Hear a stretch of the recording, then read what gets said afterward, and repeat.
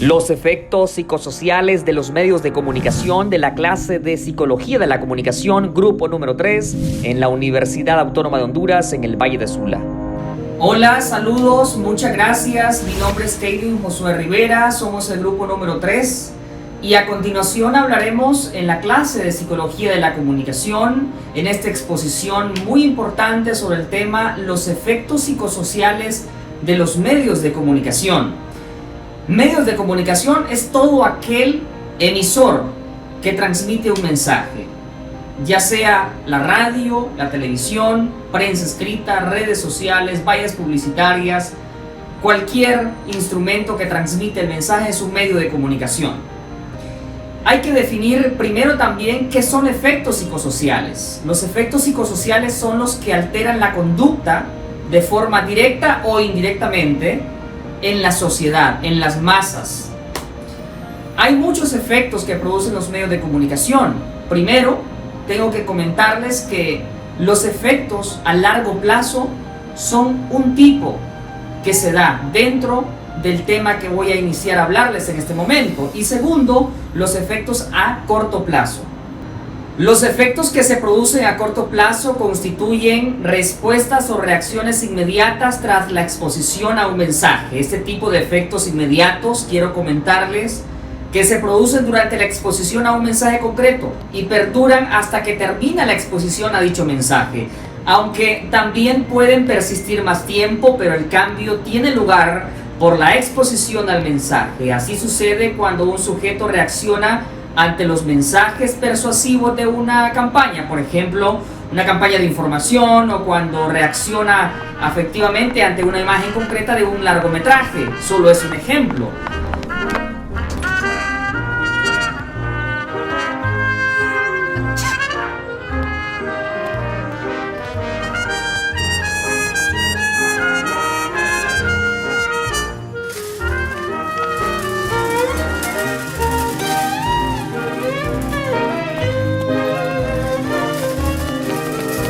Pero los efectos a largo plazo, como su nombre bien lo indica, son los que tienen un periodo más largo, más extenso y que pueden además alterar la conducta dependiendo de las edades. Es un efecto que de alguna u otra forma ha tenido un empuje muy extenso según lo que aparece cuando se produce una prolongada exposición ante unos determinados contenidos. Ahora, quiero decirles que ni una ni otra exposición, ni un único mensaje son responsables de este tipo de efecto. El impacto socializador de los medios, la formación de hábitos, de conducta o el cultivo de creencias sobre la realidad son algunos efectos que actúan a largo plazo. La función del nivel sobre el que operan los efectos se pueden diferenciar entre efectos cognitivos, actitudinales, emocionales, fisiológicos y conductuales, que más adelante hablaremos a través de mi compañera Daniela sobre este importante efecto dependiendo de lo que influye o impacta a nivel psicosocial. Antes de terminar mi participación, quiero decirles que hoy en día estamos viviendo en un periodo de aceleración, todo más rápido, hay más efectos que se producen.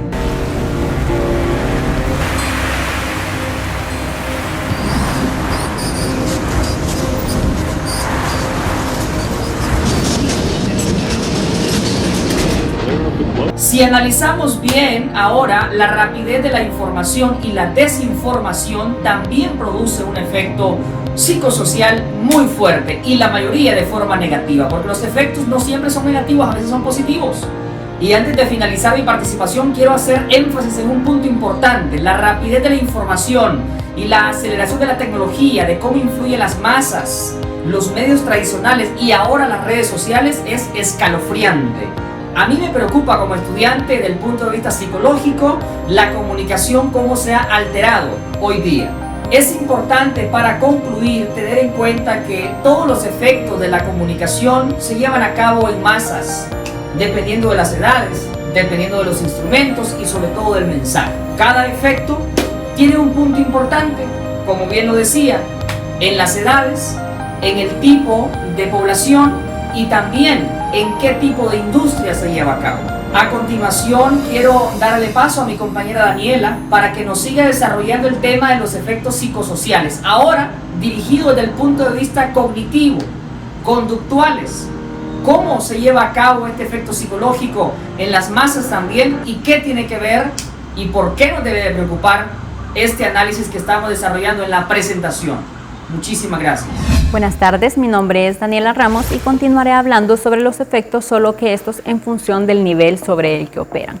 Los efectos cognitivos están relacionados con el aprendizaje de información o adquisición de ideas y pueden producirse de manera intencionada, por ejemplo, consultando un periódico, el resultado de un partido de fútbol o viendo un noticiero para informarse del acontecer nacional o mundial. O pueden darse de modo incidental, por ejemplo, cuando se adquiere información sobre un acontecimiento histórico, como la Primera y la Segunda Guerra Mundial, viendo una película o un documental que no buscábamos saber. Número 2. Los efectos actitudinales intervienen cuando se produce la creación o modelado de opiniones de objetos sociales. Las actitudes pueden aprenderse a partir de la exposición a un mensaje y por lo tanto constituir un efecto inmediato. Por lo tanto, el periodismo se considera generador de opiniones que pueden influir en actitudes determinadas en la sociedad.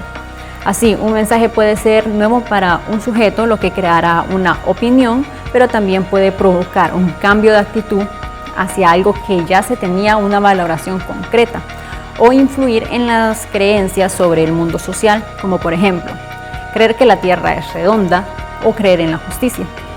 Número 3. Los efectos emocionales. Los contenidos mediáticos también tienen la capacidad de evocar emociones. Pueden ser reacciones emocionales temporales como el miedo, la alegría, la tristeza, la rabia o el cambio de estado de ánimo. Como por ejemplo, una película con un final trágico nos puede hacer llorar, o una película de acción nos hace sentir activados, alegres y fuertes. Sin embargo, también puede suceder que la exposición repetitiva a un mismo tipo de mensaje genere reacciones permanentes, como la depresión o cuadros de ansiedad. Número 4. Los efectos fisiológicos están relacionados con la activación del sistema nervioso autónomo. Como vimos en la clase de psicología general, controlan las funciones involuntarias como la frecuencia cardíaca, la frecuencia respiratoria, la sudoración, la dilatación de las pupilas, que habitualmente se producen de manera automática. Así, cuando nos habla la persona que nos gusta, se dilatan las pupilas, o cuando miramos una película de miedo, se nos acelera el corazón y la respiración. Y número 5, los efectos conductuales. Estos están relacionados con la influencia de los medios en el comportamiento de las personas. Se pueden manifestar a partir del aprendizaje o imitación de modelos. Por ejemplo, cuando un niño puede adoptar comportamientos violentos viendo pichingos que no son adecuados. También puede resultar de la simple activación conductual, que supone una reacción después de exponerse ante un mensaje.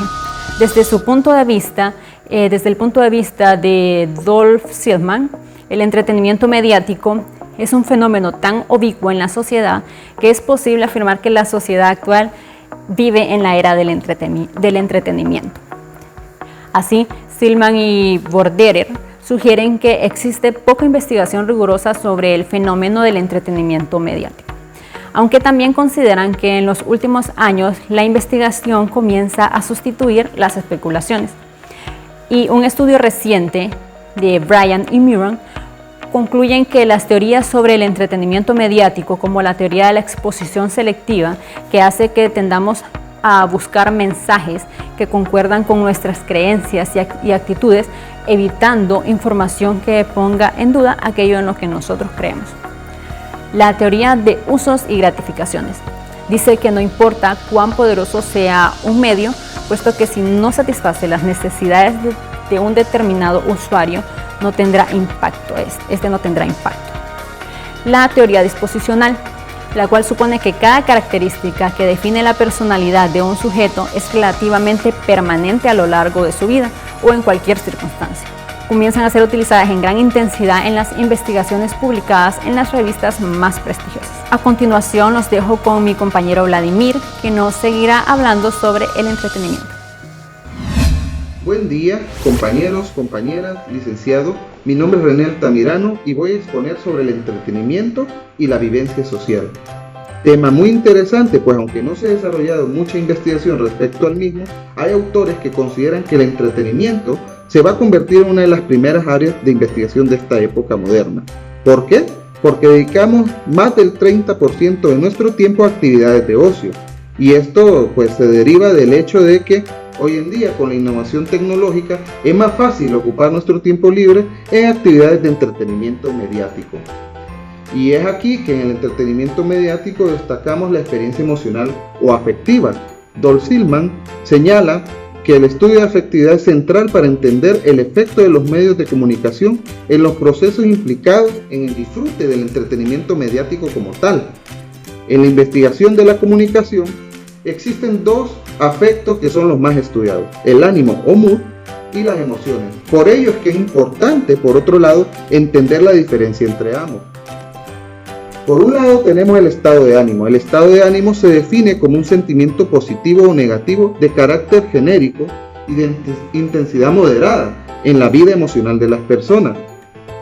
Y por otro tenemos la emoción. La emoción es una respuesta intensa, inmediata y compleja, mucho más compleja que un sentimiento.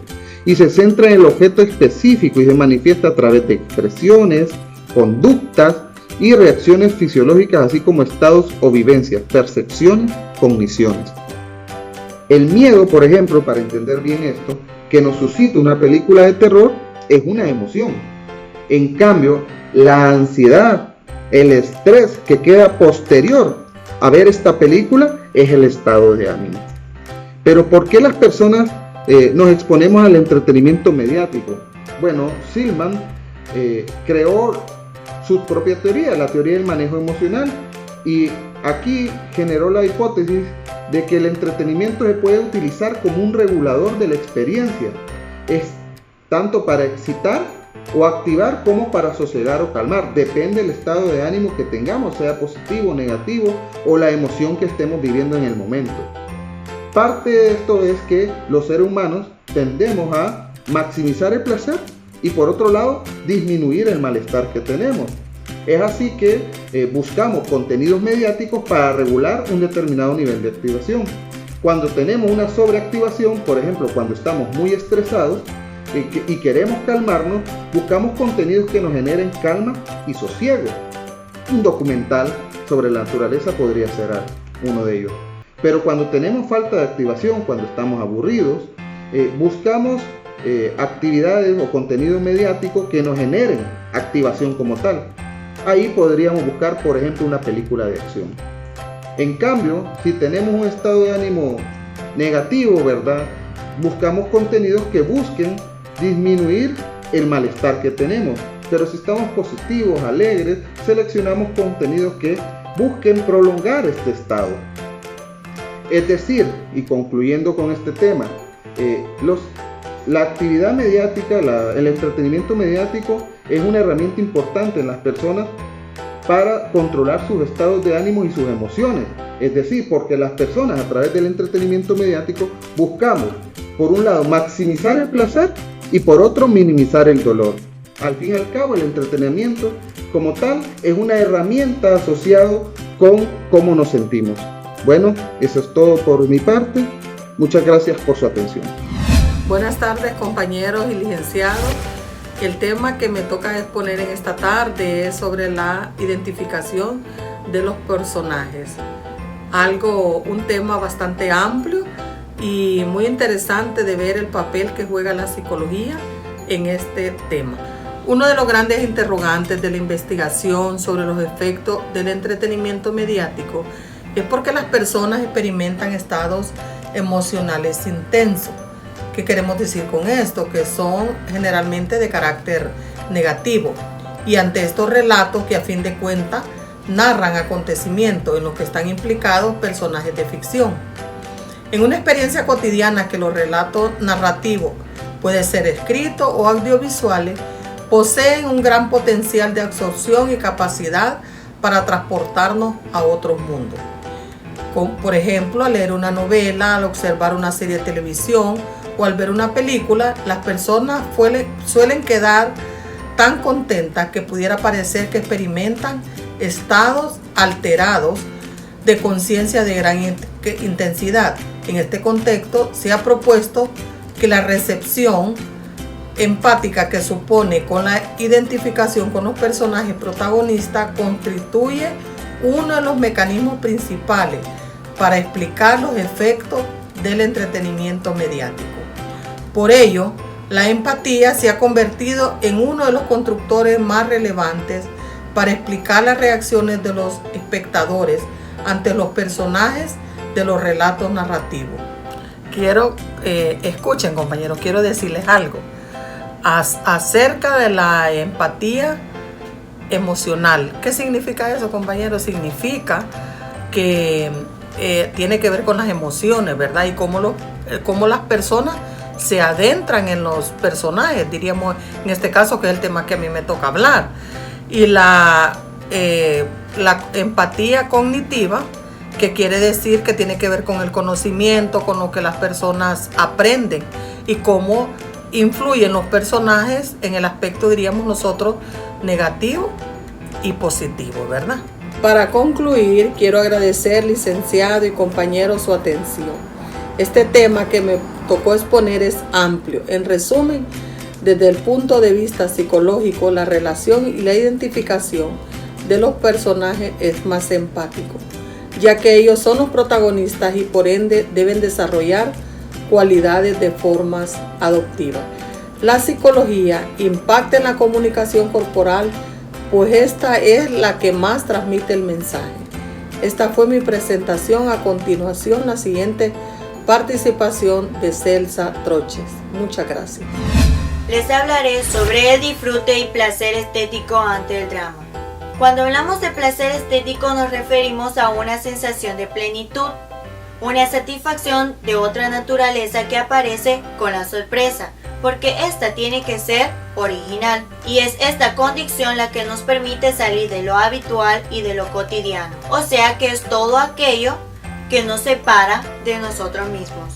Para esto necesitan la ayuda de los temas negativos, como la muerte, el desamor y la traición, que en la vida real estos temas negativos causarían una molestia, mientras que en las narraciones audiovisuales tiene un impacto diferente, que incluso en los espectadores logran producir un sentimiento de aprecio y de disfrute. A esto se le llama la paradoja del drama, donde menciona que las personas encuentran gratificantes los relatos dramáticos, o sea, el placer de sufrir.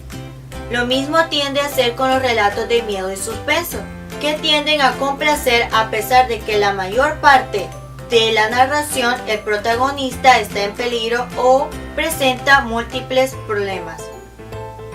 Silma menciona que entre más emociones negativas se presenten en los materiales dramáticos y de misterio, mayor es la evaluación de disfrute y de apreciación.